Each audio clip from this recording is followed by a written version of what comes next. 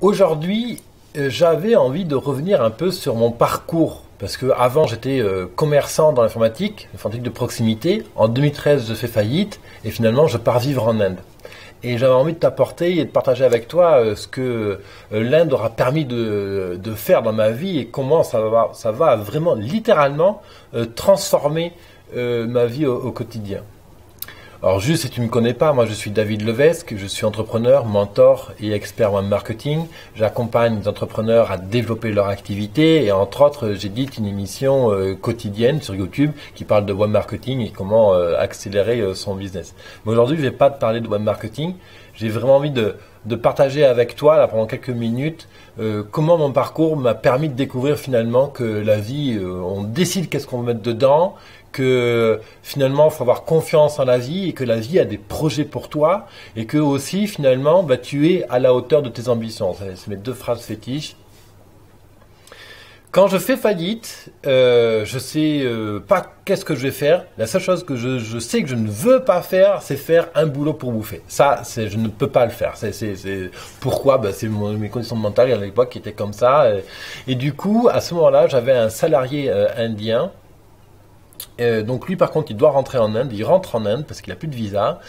Et moi, donc, je fais mon dépôt de bilan. Et à un moment donné, je me dis, écoute, on part en Inde. Et donc du coup, pour être vraiment très précis, le 3 mars 2013, je décide que je fais le dépôt de bilan. Donc je vais sur internet, je remplis le formulaire qu'il faut pour faire le dépôt de bilan, déclarer sur des stations de paiement.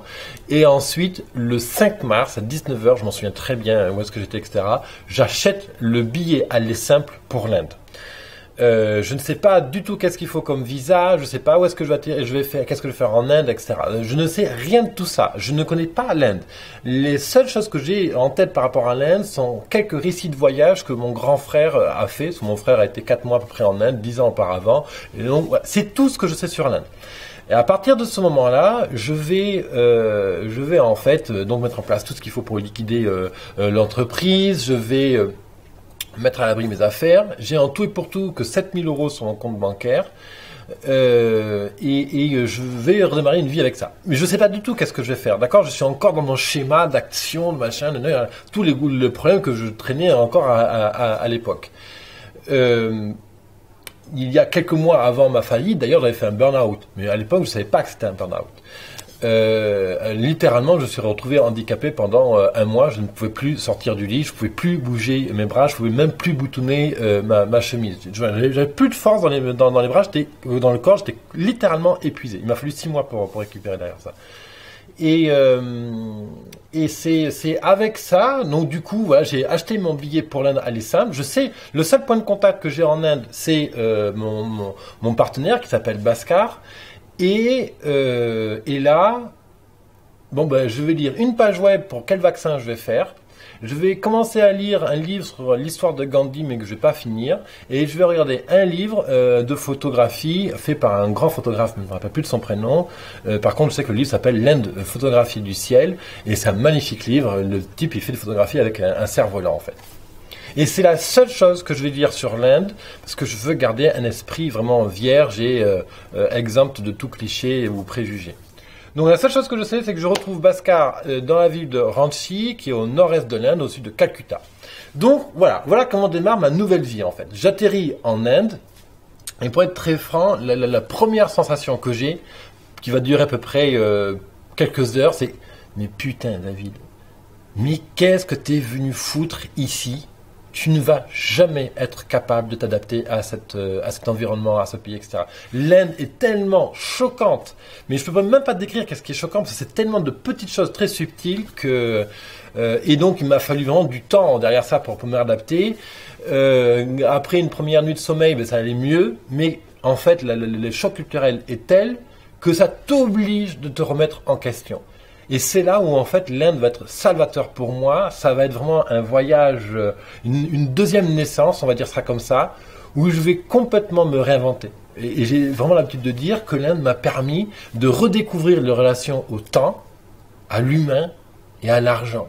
Quand on est face à des gens, je pense à la famille de Bhaskar qui m'accueille les bras ouverts, qui va être d'une générosité mais vraiment que je n'ai jamais observée en France.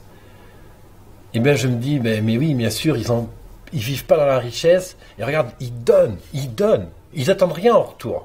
Ça, c'est mon rapport à l'argent qui va être réinventé. Je viens d'une famille où, si tu veux recevoir quelque chose, il faut d'abord donner. J'adore mes parents sont agriculteurs bio dans les Cévennes, ils m'ont énormément apporté, c'est grâce à eux que je peux être entrepreneur aujourd'hui. Mais cette culture du don, je l'ai pas eue. Et ça, puis d'autres choses, mais vraiment, je fais pas un procès à mes parents, je fais juste tu vois, l'Inde va me réinventer complètement sur les relations sociales, par exemple, va me dire, mais oui, mais regarde, va discuter avec les gens, il y a tellement de choses à voir, oublie tes idées, tes préjugés, tes machins, va voir avec eux, même s'ils pensent tout en bleu et que toi tu penses que rose, on s'en fout, va discuter avec eux. Et l'Inde va complètement me réinventer comme ça, et ça va être ma première découverte au bout de quelques mois. Finalement, David, c'est pas si compliqué de voyager. Tu peux voyager, tu es capable de voyager. Donc du coup, je continue à avancer mon petit chemin, et pendant la première année, 2013 à 2014, je vais être franc, ça va être le bordel. Je vais faire des hauts, des bas, je viens d'une faillite, j'ai fait une faillite, j'ai eu un divorce, j'ai un enfant que je ne vois plus, plein de trucs comme ça, c'est le bazar. Alors, rechercher, à lancer plein de business, machin, ça ne va pas marcher, quoi. Juste me permettre de vivoter, quoi. À un moment donné, j'en ai marre. Et je me décide, vraiment, j'incarne ma décision à ouvrir un blog. Et c'est comme ça que mon business à 200%, mon boulot actuel, l'entreprise qui m'anime au quotidien, va naître. Et je crée un blog. Au début, je crée ce blog et littéralement, je ne sais pas comment il va me permettre de trouver des clients. Par contre, je sais qu'un jour, je vivrai grâce à ce blog.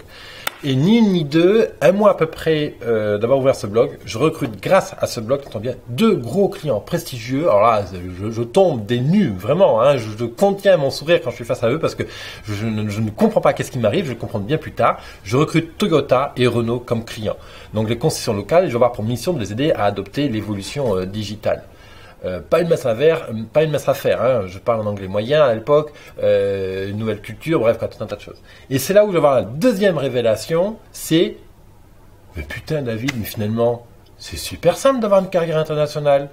Et c'est comme ça que je vais amplifier le travail. Et là, j'ai commencé littéralement à me former, je vais faire presque 4-5 heures de formation intensive pendant 6 mois, et je vais absorber énormément de contenu pour apprendre à être au top au niveau du web marketing. Alors, on n'est jamais au top, il y a toujours plus grand que moi, je pense que c'était plein d'ailleurs, hein. Mais j'ai pas la prétention d'être le meilleur du monde. Par contre, ma mission de vie aujourd'hui, c'est d'aider les entrepreneurs à accélérer leur business, et voilà, il y a l'outil du web marketing qui est là, et il faut y aller, quoi. Et justement, tu vois, c'est ça le lien, c'est pour ça que je fais cette vidéo aussi. On ne se rend pas assez compte de nos capacités, faut se faire confiance à un moment donné, il faut faire confiance à nos ressources, à notre pouvoir, à nos intentions. On a nos ventres, notre trip qui nous parle, on a notre cœur qui nous dit des choses, on a des compétences, il faut aller les chercher. Aujourd'hui, peut-être que tu es maintenant consultant dans le métier du conseil, ou coach, ou thérapeute. Voilà, tu es dans la relation humaine, tu aimes ça. Et justement, c'est pour ça que j'organise, entre autres, cet été, donc 3 événements avec Jérôme. Jérôme qui est un passionné de mer, du voyage aussi, tu vois, quelque part. Le mer, c'est un voyage à elle seule. Quand tu prends un bateau, que tu sors, tu fais déjà un voyage intérieur, en fait. Puis tu as le voyage physique où tu vois le coucher de soleil, les mers, les poissons, s'il y a des poissons, bref, quoi. C'est notre dimension. Et donc, du coup, avec lui, je l'ai rencontré il y a quelques temps maintenant, et on se dit, écoute, moi, je fais des événements, toi aussi, il faut qu'on fasse un truc ensemble, quoi. Et donc du coup, on a imaginé 3 événements, 2 soirées où il y a une conférence, il y a un dîner aussi, il y a une dégustation de vin, il y a du réseautage. Voilà. Et le but, c'est à travers cette soirée exceptionnelle que tu puisses repartir avec des trucs concrets pour trouver des clients avec Internet, sortir du lot, mettre en avant ta singularité, arriver à te dépasser. Arriver à utiliser, excuse-moi l'expression, de ce putain d'outil de web marketing, quoi. C'est un outil extraordinaire qui permet de trouver des clients en ligne à moindre coût. Tous les consultants, tous les coachs, tous les entrepreneurs se doivent d'utiliser. Ça, c'est ma passion, c'est mon job. Et puis, Jérôme s'occupera de partager sa passion du bateau, etc. Puisqu'en plus, les événements auront lieu donc sur un vieux voilier suédois de 1928. Donc, autant dire que le cadre va être extraordinaire. La croisière du week-end de septembre sera dans les superbes côtes varoises. On a peut-être même la chance de voir des baleines. Ça, c'est Jérôme qui nous a annoncé ça. Alors, j'ai hâte de participer à ça. Bref. Je t'invite à découvrir le programme de ces soirées sur biz200.fr/go/SDL, SDL pour sortir du lot. Tu as le lien sur le i comme info, ou dans le lien cliquable éventuellement, ou dans la description dessous en fonction d'où tu m'écoutes, iTunes, SoundCloud ou Facebook. Bref quoi, j'ai hâte de te retrouver. Je t'invite à découvrir la vidéo qui présente cet événement de l'autre côté de la page. Merci de ton écoute et puis rappelle-toi, c'est très important, tu es à la hauteur de tes ambitions.